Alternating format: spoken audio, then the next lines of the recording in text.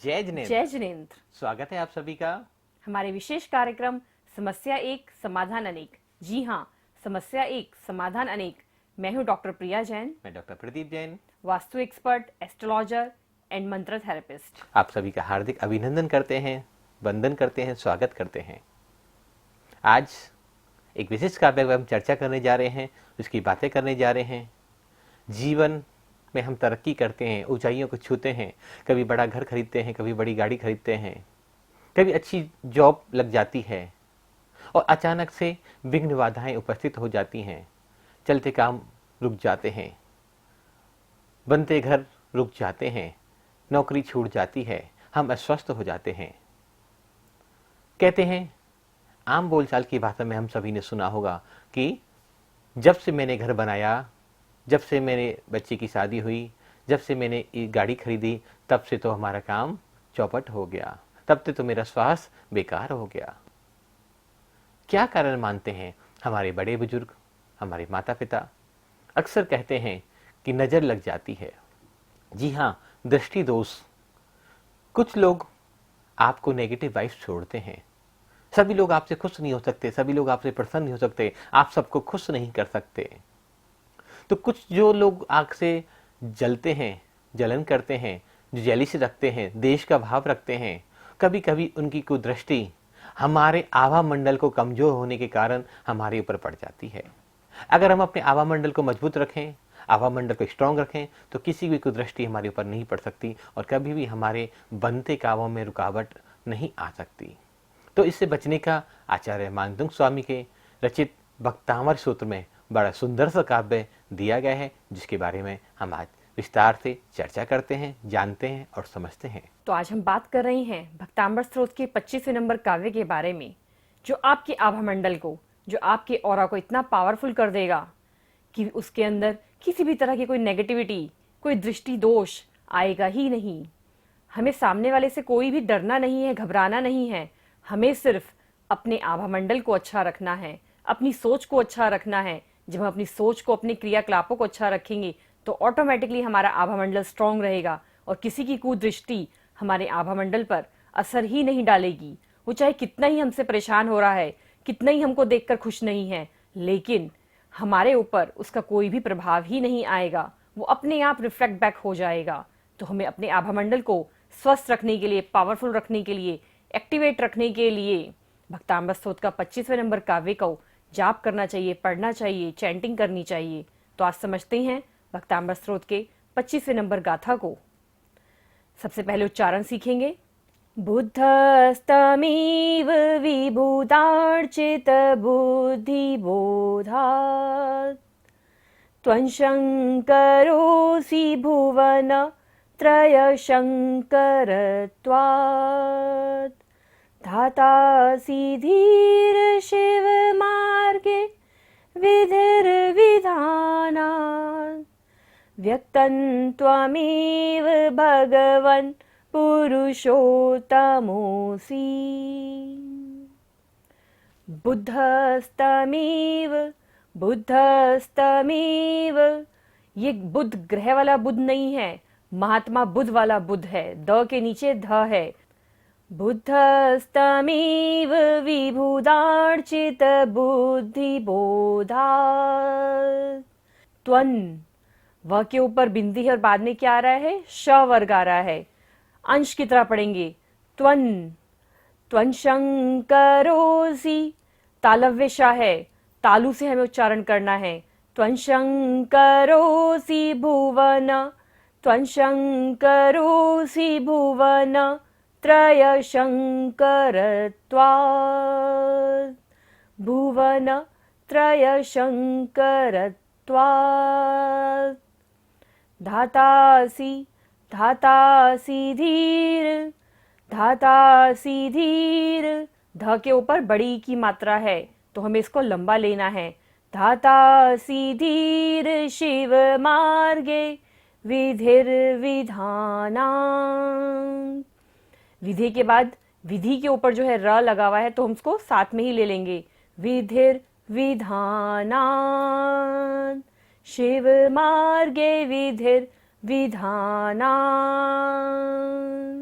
व्यक्तन, त के ऊपर बिंदी है और बाद में क्या आ रहा है, त वर्ग, त थ द ध न। जब बिंदी के बाद होता है तो बिंदी का उच्चारण क्या होगा, न। व्यक्तन त्वमेव, व्यक्तन त्वमेव भगवन् पुरुषोत्तमोऽसि, व्यक्तन त्वमेव भगवन् पुरुषोत्तमोऽसि। मूर्धन्य शाह है पुरुषोत्तम में, तो मूर्धा से हमें इसका उच्चारण करना है। तो अब हम वर्ड टू वर्ड अर्थ समझते हैं।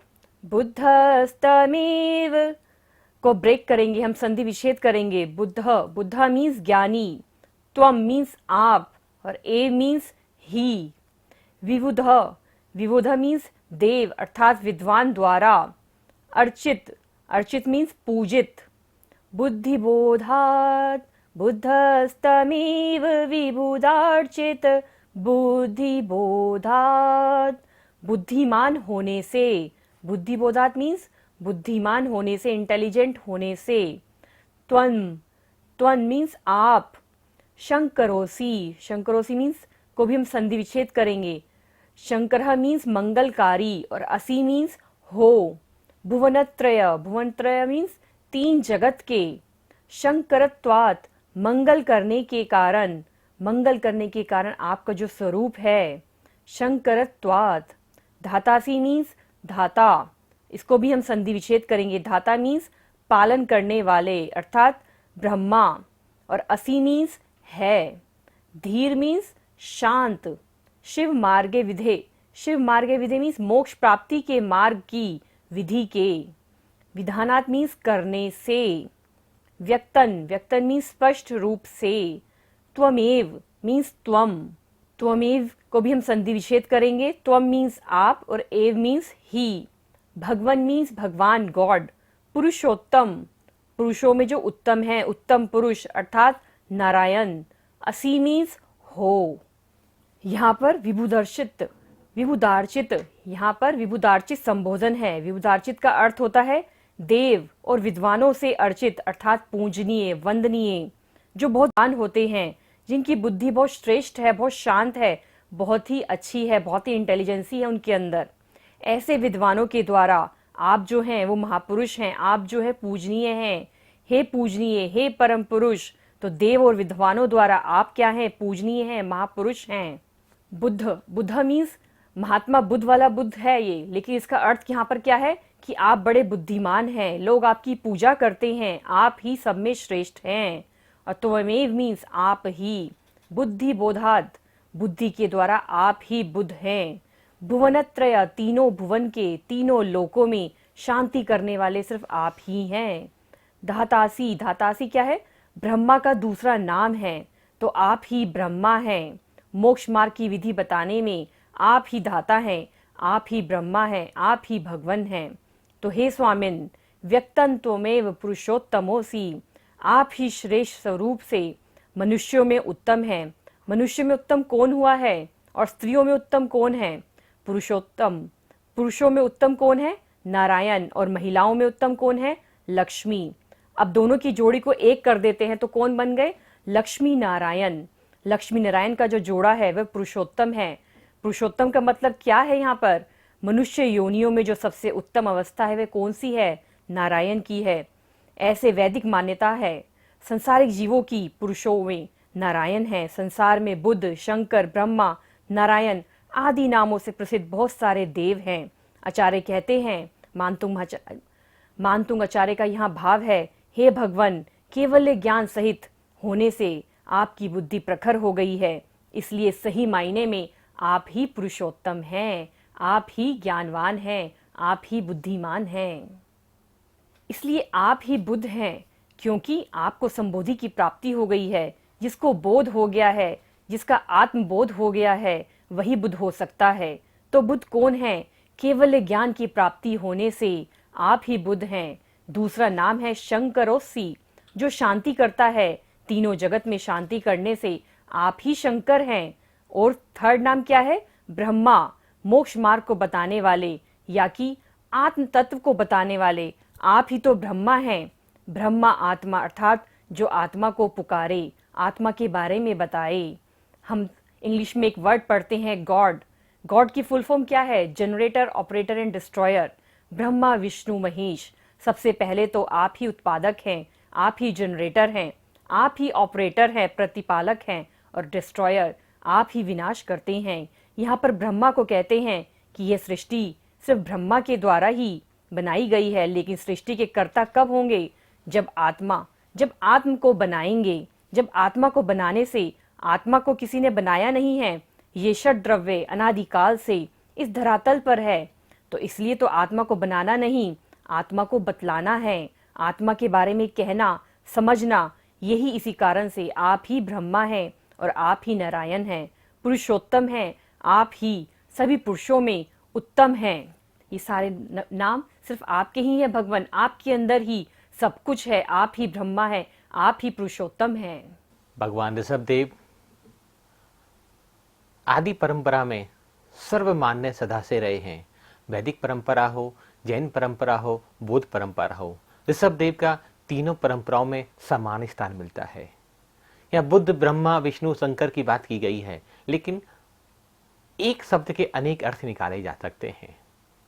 हम बुद्ध की दृष्टि के, हम शंकर की दृष्टि से, विष्णु की दृष्टि से, ब्रह्मा की दृष्टि के ऋषभ देव की पूजा नहीं करते।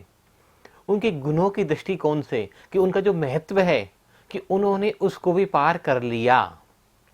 जो गुण बुद्ध में हैं, उस बुद्धि का भी विकास कर लिया। आत्मा का जो धर्म का प्रतिपादन किया, वो सर्वप्रथम भगवान ऋषभ देव ने किया। आत्मा को सेंटर में रखकर, आत्मा को केंद्र में रखकर जो धर्म की व्याख्या करी, वो भगवान ऋषभ देव ने करी। तो जब आत्मा की बातें, आत्मा का धर्म, आत्मा का कल्याण की बात किसी ने सिखाई और आत्मा का मोक्ष मार्ग का जो पथ किसी ने बताया, तो भगवान ऋषभ देव स्वामी वो रहे। ऐसे इस काव्य में अनेक नामों से ब्रह्मा, विष्णु, महेश, बुद्ध, अनेक नामों से भगवान की स्तुति तो की गई है, लेकिन वो स्तुति उनके गुणों के कारण की गई है, क्योंकि वो सर्वज्ञ हैं, वीतरागी हैं, वो हितोपदेशी हैं, वो कल्याणकारी हैं, वो सबका मंगल करने वाले हैं, सबको मोक्ष मार्ग प्रशस्त करने वाले हैं। ऐसे सुंदर सुंदर नामों से मानतुंग स्वामी अपने आराध्य ऋषभ देव प्रभु की प्रशंसा और स्तुति कर रहे हैं। यहाँ तक आते आते भक्तामर के लगभग 24 काव्य पूरे हो गए और ये यात्रा अब एक नई पड़ाव पर, एक नई मंजिल की तरफ आगे बढ़ रही है। जीवन की भौतिक समस्याओं को छोड़कर अब मोक्ष मार्ग की ओर हम प्रवृत्त होने की तरफ आगे बढ़ रहे हैं, क्योंकि भक्तामर में जीवन की हर दशा, हर अवस्था का पूरा पूरा वर्णन किया गया है। और क्या कर सकते हैं हम? इस काव्य को तो हमें उच्चारण करना ही है। जब भी हमें ऐसा आभास हो, हमें ऐसा लगने लगे कि किसी की कुदृष्टि, किसी की बुरी नज़र मेरे ऊपर, मेरे परिवार पर, मेरे व्यापार पर लग गई है, तो हम 25वें काव्य का विधि विधान पूर्वक, मन वचन काय की शुद्धि पूर्वक प्रातःकाल ब्रह्म मुहूर्त की बेला में 4 से 7 के बीच में कम से कम 27 बार श्लोक, 108 वृद्धि जाप और 108 बार मंत्र जाप, यंत्र का अभिषेक करें, नमक का त्याग रखें। एक छोटी सी विधि का पालन आप या आपके परिजन कोई भी करें तो निश्चित ही इन दोषों से आपको मुक्ति मिलेगी और आपके जीवन में सुख, शांति, समृद्धि, आनंद सब बढ़ता रहेगा। और क्या कर सकते हैं? जैसा कि हमारे यहाँ रेकी और भक्तामर सूत्र दोनों का कोर्स सम्मिलित रूप से कराया जाता है और बहुत सारे दर्शकों की रोज क्वेरी आती हैं, रोज जानकारी लेना चाहते हैं और ज़्यादातर लोग इस कोर्स को सीखना चाहते हैं, अपने आप का कल्याण करना चाहते हैं। रेकी माने ईश्वरीय ऊर्जा और भक्तामर ईश्वरीय गुण, दोनों एक ही चीज हैं, दोनों किसी एक से दूसरे से अलग नहीं है। ईश्वरीय ऊर्जा और ईश्वरीय गुण, भक्तामर में ईश्वर के गुणों की बात करी गई है और रेकी में ईश्वर की ऊर्जा की बात करी गई है। तो दोनों एक दूसरे के पर्यायी हैं, अलग से कुछ भी नहीं है। रेकी में अपने आभा मंडल को मजबूत करने के लिए बहुत सारी विधियां सिखाई जाती हैं कि अपने आभा मंडल को कैसे साफ किया जाए, कैसे आभा मंडल में जमी हुई बरसों की गंदगी, बरसों के कचरे को दूर किया जाए, कैसे अपने आभा मंडल को प्रोटेक्ट किया जाए, किन किन से हम प्रोटेक्ट कर सकते हैं नकारात्मक ग्रहों के प्रभावों से, वास्तु दोषों से, रेडिएशन से और वायरस आदि से, किसी की बुरी नज़र से, एविल आइज से हम रेकी और भक्तामर का उपयोग कर कर अपने आभा मंडल को मजबूत कर सकते हैं, आभा मंडल को स्ट्रॉन्ग कर सकते हैं, आभा मंडल को लॉक कर सकते हैं, जिससे ग्रहों के, वास्तु के, एविल साइज के, किसी की बुरी नज़र या बैक्टीरिया आदि कोई बीमारियां हमारे आभा मंडल में प्रवेश ही ना कर पाए। क्योंकि जितनी भी बीमारियां की जो जड़ होती है वो हमारा आभा मंडल ही होती है। सबसे पहले बीमारी, कोई रोग, कोई परेशानी, कोई संकट, कोई दुख अगर कहीं प्रवेश करता है तो सबसे पहले हमारे आभा मंडल में प्रवेश करता है। अगर भक्तामर और रेकी के माध्यम से हम अपने आभा मंडल को प्रोटेक्ट कर लें, मजबूत बना लें, शक्तिशाली बना लें, तो जीवन में कभी भी कोई दुख समस्या आने वाली है ही नहीं। जरूरत है सच्ची श्रद्धा, सच्ची भक्ति से हमें इस काव्य का पठन और पाठन करने की, और रेकी के माध्यम से अपने आभा मंडल का एक मजबूत कवच बनाने की। जब हम ऐसा करते हैं तो हमारा आभा मंडल तो मजबूत होगा ही, हमारे सातों चक्रा भी मजबूत होंगे। हमारे जीवन में जो व्याधियां हैं, जो विषम परिस्थितियां में हम उलझे हुए हैं, वो परिस्थितियां भी हमसे दूर होती चली जाएंगी, और हम जब इन परिस्थितियों से निकल जाएंगे, व्याधियों से निकल जाएंगे, क्योंकि मोक्ष मार्ग में आगे बढ़ने के लिए स्वस्थ शरीर का होना परम आवश्यक है। व्याधियां तो शरीर का जीवन का एक हिस्सा है, लेकिन अगर इन दोनों थेरेपियों का हम अच्छे से उपयोग करना सीख लें, जान लें, तो हमें कोई व्याधि नहीं सताएगी, हमें कोई रोग नहीं सताएगा, और हमारे जीवन में मोक्ष मार्ग सहज ही प्रशस्त होता चला जाएगा। क्योंकि हम धर्म, ध्यान, आराधन, तपस्या तभी कर सकते हैं जब तक इस शरीर को स्वस्थ रखेंगे, जब तक इस आत्मा को प्रसन्न रखेंगे। तो आप सभी हमारे इस विशेष कोर्स रेकी भक्तामर नियमित कोर्स से जरूर जुड़ें, जिससे आप अपना, अपने परिवार का उपचार बिना दवाइयों के माध्यम से, ड्रगलेस थेरेपी के माध्यम से कर सकते हैं, जो शरीर की स्वस्थता देगा ही, आत्मा की प्रसन्नता देगा, आत्मा के को मजबूत करेगा, और आपके मोक्ष मार्ग में सहायक बनेगा। हमारे व्रत, नियम, उपवास तभी सफल होंगे जब हमारा शरीर स्वस्थ होगा, हमारी आत्मा स्वस्थ होगी। तो आओ इस कोर्स से सभी जुड़ते हैं। आप अधिक जानकारी के लिए, आप इससे अधिक जानकारी के लिए हमारी वेबसाइट www.bhaktambarmantrahealing.com पर विजिट कीजिए, और हमारा यूट्यूब चैनल है भक्तांबर मंत्रा हीलिंग। और यदि आपको कोई जानकारी चाहिए तो आप हमारे दिए हुए नंबर पर हमें कॉल कर सकते हैं, हमें व्हाट्सअप कर सकते हैं। हमें बहुत ही अच्छा लगेगा आप लोगों की हेल्प कर कर, आपकी क्वेश्चंस के आंसर देकर। तो आज इतना ही, कल फिर मिलते हैं इसी वक्त। तब तक के लिए सभी को सादर जय जिनेंद्र, जय जिनेंद्र।